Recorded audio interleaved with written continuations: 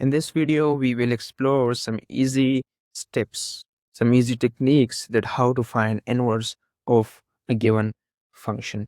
And this is not difficult. In this video, we will explore and we will find out inverse of some function with very easy steps. So I have a function over here which is equal to f of x equals x minus 4, and all I have to do is to find inverse of this function. So I will call it equation A. Now we all know that y is basically f of x. We can denote f of x as y and y is f of x.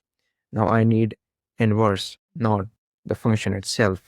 So take inverse at both sides, then it would be equal to f inverse y equals x. So I will call it equation B. Now I have to find the value of x. So I can find the value of x from equation A, and this is very easy. So how can I do this? We all know that y is equal to x minus 4. F of x is basically y. We have also we have already discussed it over here that f of x is equal to y, and we have talked about it in detail in the functions video, so you can check that out. So we all know that y is equal to x minus 4. Now I have to find the value of x, not x minus 4. So move the minus 4 to the right side of the equation. So x would be equal to y plus 4. Now I have found out the value of x. Now put this in equation B.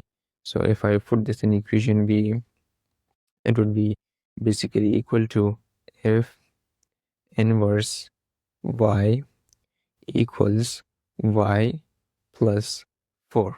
Now replace the y with an x. So replace the y with x.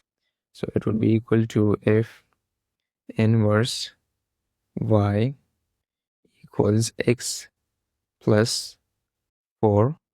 So also replace this y with an x.